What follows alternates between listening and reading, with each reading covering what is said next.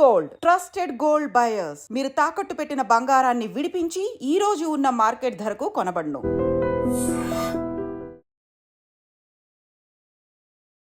Hi, hello, నమస్తే, welcome back to iDream media. ఈరోజు మనతో ఉన్నారు MP certified mutual fund distributor అయిన బొనిగల సలోమన్ గారు. ముఖ్యంగా ఒక ఫిన్టెక్ కంపెనీ ఇండియాలో చేసిన రీసెర్చ్ అబ్జర్వ్ చేసినట్లయితే బాగా చదువుకున్న వాళ్ళు ఎక్కువ శాతం అప్పులు చేస్తున్నారని తెలుస్తూ ఉందంట. అసలు ఎందుకు ఇలా జరుగుతుంది? ఈ విషయాలన్నీ తెలుసుకుందాం. నమస్కారం సార్. నమస్తే అండి విరాట్ గారు. సార్, అంటే ఇండియాలో బాగా చదువుకున్న వాళ్ళు, బాగా తెలివైన వాళ్ళే ఎక్కువ అప్పులు చేస్తున్నారని చెప్పేసి ఒక ఫిన్టెక్ కంపెనీ చెప్పడం జరిగిందండి. ఎందుకు ఇలా జరుగుతుంది అంటారు? దీనిపై మీరు రీసెర్చ్ చేయండి. ఇప్పుడు చూడండి విరాట్ గారు, ఫస్ట్ థింగ్ ఏంటంటే బాగా చదువుకున్న వాళ్ళు బాగా సంపాదించే స్థితికి వస్తున్నారు.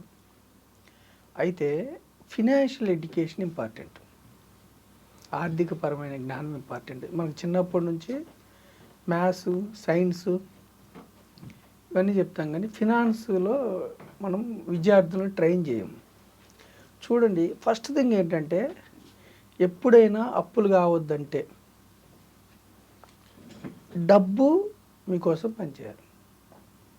Money should work for you. Money మీకోసం పనిచేయాలి. ఒక డబ్బు మీకోసం పనిచేస్తే డబ్బు మీకు బెస్ట్ ఫ్రెండ్ అవుతుంది. ఇక అంతకు మించిన ఫ్రెండ్ ఉంటారు. ఏం చేయాలి అప్పుడు? మనం ఏం చేయాలంటే చిన్నప్పటి నుంచే మనం ఫినాన్షియల్ జ్ఞానం ఇవ్వాలని అనుకున్నాం. ఏం చేయాలంటే మనం వచ్చిన డబ్బులో ఒక క్రమశిక్షణతో, ఒకసారి మన చేతికి వచ్చిన డబ్బుతో క్రమశిక్షణతో సేవ్ చేయాలి. సేవింగ్స్ని మనం ఏం చెప్తున్నాం అంటే ఇన్వెస్ట్మెంట్ కింద మార్చమంటున్నాం. సేవింగ్స్ని ఇన్వెస్ట్మెంట్ కింద. ఇప్పుడు సేవింగ్స్లోనే ఉంచితే సేవింగ్స్ ఎప్పుడు షార్ట్ టర్మ్. షార్ట్ టర్మ్లో ప్రాబ్లం ఏంటంటే ఇంట్రెస్ట్ తక్కువ వస్తుంది. ఇన్వెస్ట్మెంట్ ఎప్పుడు లాంగ్ టర్మ్. లాంగ్ టర్మ్లో ఏంటంటే మీకు మంచిగా ఇన్ఫ్లేషన్ బీట్ చేసే రిటర్న్స్ వచ్చే అవకాశం ఇన్వెస్ట్మెంట్లో ఉంటుంది. చూడండి, ఇప్పుడు 3 రకాల వ్యక్తులు విరాట్ గారు. ఒకళ్ళు ఏం చేస్తారంటే వచ్చిన ఇన్కంలో నుంచి కొంత సేవ్ చేస్తారు. వీళ్ళని మనం ఇన్వెస్ట్ చేయమని చెప్తున్నాం. Good, well and good.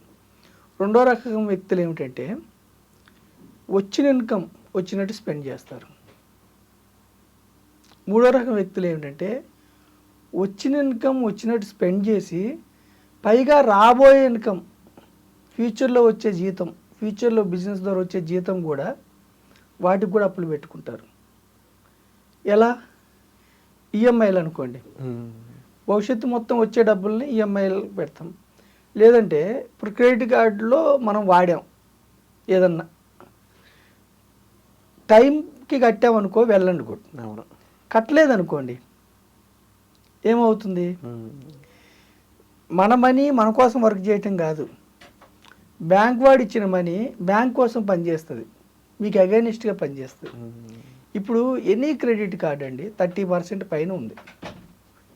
మనము డ్యూ డేట్ లోపు కట్టకపోతే 30, 36%, 48%. మనం స్టాక్ మార్కెట్లో రిటర్న్స్ ప్రిడిక్షన్ ఎంత చేస్తున్నాము విరాట్ గారు? 12%. 12% అంటే రూపాయి వడ్డీ. 30% అంటే ఎంత? 36% అంటే ఎంత? 48% ఎంత? లేదు. కొంతమంది ఏమంటారు, క్రెడిట్ కార్డు ద్వారా కొని దాన్ని ఈఎంఐ కింద మార్చుకుంటామంటారు. అప్పుడు లోనే కదా. సరే, పర్సనల్ లోన్ ఎంత రేట్ ఆఫ్ ఇంట్రెస్ట్ ఉంది? 14%, 15% ఉంది కదా. అంటే స్టాక్ మార్కెట్లో వచ్చే రిటర్న్స్ కంటే కూడా బ్యాంక్ వాళ్ళకి మీరు పెద్ద స్టాక్ మార్కెట్. ఎవరైతే వచ్చిన డబ్బు వచ్చినట్టు స్పెండ్ చేసి పైగా నెక్స్ట్ మంత్స్కి కూడా మనం టైంకి కట్టకుండా చేసుకుంటే ఇర్రెగ్యులారిటీ వల్ల మనము పెద్ద స్టాక్ మార్కెట్. ఎవరికి? బ్యాంక్ వరకే. అర్థమైంది కదా. సో మనం ఏం చెప్తున్నాము, చిన్న చిన్న కోరికల కోసం, అంటే మన కంటికి కనబడే చిన్న చిన్న కోరికల కోసం క్రెడిట్ కార్డులు, పర్సనల్ లోన్స్ తీసుకొని బ్యాంక్స్ కోసం ఇంట్రెస్ట్లు కట్టే బదులు, సరే ఇల్లు కొనుక్కున్నారు, ఇంటి కోసం మీరు వడ్డీ కట్టారంటే ఒక అర్థం ఉంది. ఎందుకు? ఇల్లు అనేది మీకు వాల్యూ పెరుగుతుంది over a long time. So ఇక్కడ వడ్డీ కట్టిన ఒక అర్థం ఉంది. ఇంటి కోసం కాకుండా లగ్జరీ ఫోన్స్ కోసం, లగ్జరీ కార్ల కోసం, లగ్జరీ అంటే నాకు డబ్బు ఉంది అని తెలియచెప్పడం కోసం ఎదుటి వ్యక్తులకి లగ్జరీ కోసం మనం క్రెడిట్ కార్డులు వీటిలో వెళ్తే మనం ఏం చేస్తాం, అప్పుల్లోకి వెళ్ళిపోతాం. ఓకేనా విరాట్ గారు? అయితే ఇక్కడ మనం ఏం చెప్తున్నామంటే షార్ట్ టర్మ్ కాకుండా ఇన్వెస్ట్మెంట్ చేయమని చెప్తున్నాం. ఇంకొకటి ఏం చెప్తున్నామంటే ఎదుటి వ్యక్తులకి ఇప్పుడు జనరల్గా ఏంటంటే బాగా డబ్బున్నవారు లేదా బాగా చదువుకున్నవారు ఒకసారి ఒక స్టేటస్కి వెళ్ళిన తర్వాత ఏంటంటే ఈగో, వాళ్ళ ఈగో ఏంటంటే ఎదుటివారికి, అందరూ కాదు ఇక్కడ, ఎదుటివారికి నేను బాగా డబ్బు సంపాదిస్తున్నాను, నేను బాగా అభివృద్ధిలోకి వచ్చానని చూపించుకోవటం కోసం ఒక లివింగ్ స్టేటస్ మెయింటైన్ చేస్తారు. ఆ లివింగ్ స్టేటస్ మెయింటైన్ చేయటం వల్ల ఏమవుతుందో తప్పనట్లేదు, వాళ్ళ ఇష్టం. ఆ లివింగ్ స్టేటస్ మెయింటైన్ చేయటం వల్ల అంటే ఎదుటివారి కోసం గొప్పగా బతుకుతున్నానని చూపించుకోవడం లివింగ్ స్టేటస్ మెయింటైన్ చేస్తే ఏమైందంటే మీకు మిగిలే డబ్బు ఏంటంటే యువర్ ఈగో మైనస్ ఇన్కమ్. వారు చూపించుకోవడానికి చేసే ప్రతి ఖర్చు మైనస్ ఇన్కమ్ మిగిలి, అది కొద్దిగా ఉన్నప్పుడు మీరు ఇన్వెస్ట్ చేసే అమౌంట్ తగ్గుతుంది, మీ సేవింగ్స్ తగ్గుతుంది. అంటే మీరు ఇప్పుడు బాగా జీవిస్తారు, ఫ్యూచర్ ఏమవుతుంది ఇన్వెస్ట్మెంట్ చేయకపోతే? ఇప్పుడు చదువుకున్నారు, బాగా సంపాదిస్తున్నారు, ఇప్పుడు బాగుంటుంది. ఎదుటివారి కోసం జీవించినప్పుడు మీ ఈగో మైనస్ ఇన్కమ్ అనేది మీకు కొంచెం మిగిలినప్పుడు, మీరు ఇన్వెస్ట్మెంట్ తక్కువ చేసినప్పుడు భవిష్యత్తు ఇబ్బంది అవుతుంది. ఓకేనా? అప్పుడు మన కోసం చేయాలంటారు. అప్పుడు మనం ఏం చెప్తున్నామంటే మనం ఖర్చు పెట్టడం తగ్గించుకోండి, కొంచెం కోరికలు తగ్గించుకోండి. హ్యూమిలిటీ, వినయంగా ఉండటం నేర్చుకుంటే నేను బాగా చదువుకున్నాను, బాగా సంపాదిస్తున్నాను, కానీ నా లివింగ్ స్టైల్ గొప్పగా ఎదుటి వ్యక్తుల కోసం కాకుండా కొంచెం తగ్గించుకుంటే నాకు ఇన్వెస్ట్మెంట్ చేసే ఆప్షన్ దొరుకుతుంది.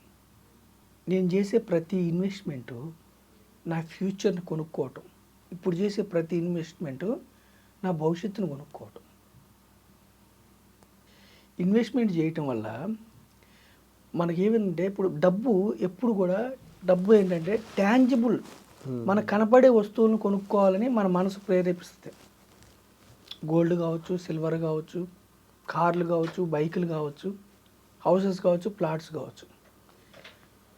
దానివల్ల ఏంటి, మనకు సంతోషపడతాం. అసలు దీనికంటే సంతోషం ఏమిటంటే ఎప్పుడైతే మీకు భవిష్యత్తులో ఉద్యోగం లేదు,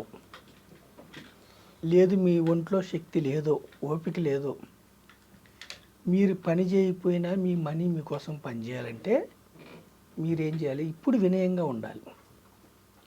హ్యూమిలిటీ అంటే ఈగోతో ఎదుటివారి కోసం ఎక్కువ స్పెండ్ చేయకుండా తక్కువ స్పెండ్ చేసుకుని మీరు ఇన్వెస్ట్ చేసుకుంటే మీ ఫ్యూచర్ని మీరు ప్రతి నెల ఒక సిస్టమేటిక్ పద్ధతిలో కొనుక్కుంటే మీ ఫ్యూచర్ మీకోసం భద్రంగా ఉంటుంది.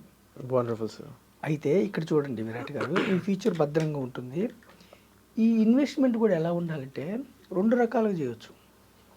ఒకటి గోల్స్, లక్ష్యాల కోసం, రిటైర్మెంట్ అనుకున్నాం కదా, లేదంటే వెంటనే ఇప్పుడు పెద్ద కారు కొనుక్కొని ఈఎంఐ కట్టే బదులు ఒక 5 years తర్వాత మీ ఇన్వెస్ట్మెంట్ చేసిన తర్వాత రాబడితో కొనుక్కోవటం గోల్స్, లేదంటే ఒక ఇల్లు కోసం, పిల్లల ఎడ్యుకేషన్ కోసం, వెకేషన్స్ కోసం గోల్స్. రెండోది ఏం చెప్తున్నాం, గోల్స్ కోసం చేసినప్పుడు ఏమిటంటే మీకు ఆ టైంలో ఒకవేళ మార్కెట్ పడిపోయో మీకు అనుకూలత లేకపోతే మీకు ఇబ్బంది అవుతుంది. గోల్స్ కాకుండా రెండవది ఫ్లెక్సిబిలిటీతో కూడా మీరు ఇన్వెస్ట్ చేసుకోవాలి.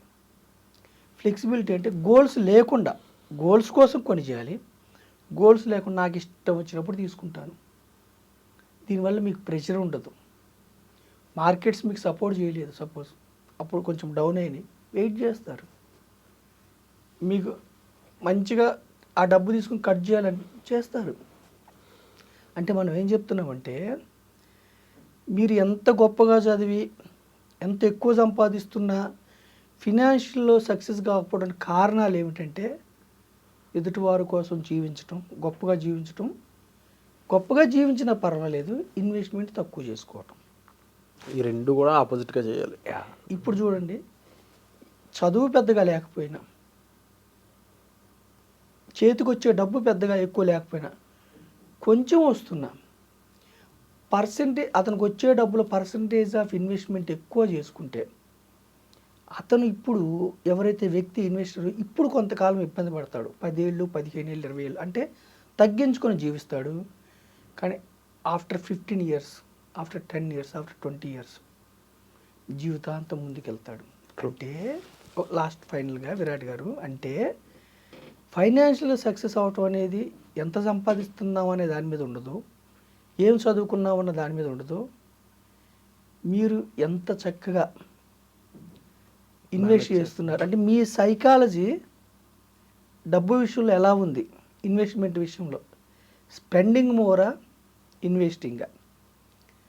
మీకు ఇంకొక కిడ్ అనుకోవాలి ఇన్వెస్ట్మెంట్ని అనుకుంటే జీవితాంతం మీరు ఆర్థిక ఇబ్బందులు లేకుండా ట్యాంజిబుల్ అసెట్సే కాకుండా ఇంటాంజిబుల్ ఫినాన్షియల్ అసెట్ బిల్డ్ చేసుకుంటే ఎక్కడ బిల్డ్ చేసుకోవాలి? Group of companies. మనం ప్రమోట్ చేస్తుంది గ్రూప్ ఆఫ్ కంపెనీస్. ఎందుకు గ్రూప్ ఆఫ్ కంపెనీస్ ప్రమోట్ చేస్తున్నామంటే లిక్విడిటీ. మనకి డబ్బు ఎప్పుడు ఆదుకోవాలి, మనం ఎప్పుడు అవసరం అంటే అప్పుడు లిక్విడిటీ, వెంటనే క్యాష్ అవ్వాలి. అది ఫ్లెక్సిబిలిటీగా చేస్తే, గోల్స్తో పాటు ఫ్లెక్సిబిలిటీగా కొంత చేస్తే మీరు వెయిట్ చేస్తారు. ఈ టైంలో వద్దనుకున్నప్పుడు వెయిట్ చేస్తారు, లేదా ఈ టైంలో కావాలన్నప్పుడు తీసుకుంటారు. సో మనం ఏం చెప్తున్నామంటే డబ్బు అనేది మీకు బిగ్గెస్ట్ ఫ్రెండ్ ఎప్పుడు మనీ మీకోసం పనిచేస్తే. సో మనస్తత్వాన్ని మార్చుకొని, అందరూ కాదు, అందరూ చదువుకున్న వాళ్ళు, అందరూ డబ్బు ఉన్న వాళ్ళు, ఎక్కువ సంపాదించే వాళ్ళు అప్లై అవుతున్నారు కదా, కొంతమంది ఫినాన్షియల్గా ఇన్వెస్ట్మెంట్ ప్రాసెస్ తెలియకపోవటం వల్ల వాళ్ళు ఇబ్బంది పడుతున్నారు. సో మన ఎపిసోడ్ ద్వారా ఏం చెప్తున్నామంటే చక్కగా మీరు కొంచెం ఈగో తగ్గించుకొని, అంటే అనవసరమైనవి వాటికి వెళ్ళకుండా, అవసరమైనవి అంటే కొంచెం హ్యూమిలిటీగా ఉంటే కొంతకాలం 10 ఏళ్ళు 15 ఏళ్ళు తర్వాత మీరు లైఫ్ లాంగ్ ఇదే ఎర్నింగ్ చేస్తున్నప్పుడు ఏ విధంగా అయితే మీ యొక్క జీవితం ముందుకెళ్తుందో ఎర్నింగ్ లేకపోయినా మీ యొక్క భవిష్యత్తు మొత్తం మీరు ఇప్పుడు కొనుక్కుంటారు. True sir. అండ్ డెఫినెట్లీ మీరు చెప్పిన వాటిలో ముఖ్యంగా హోదాలకు పోయి అన్నెసరీ ఖర్చులు చేయకుండా దాని ఇన్వెస్ట్మెంట్ ఉపయోగించుకొని ఒక సెక్యూర్ ఫ్యూచర్ని ప్రతి ఒక్కరూ కూడా నిలబెట్టుకోవాలని అందరినీ కోరుకుంటున్నాం. మీకు దీనిపై మరింత డీటెయిల్స్ కావాలనుకున్నట్లయితే డిస్ప్లే అవుతున్న నెంబర్స్ కాల్ చేసి ఆ ఇన్వెస్ట్మెంట్ ఎలా చేయాలనేది సాల్మన్ గారిని అడగవచ్చు. Thank you so much sir. Thank you అండి విరాట్ గారు.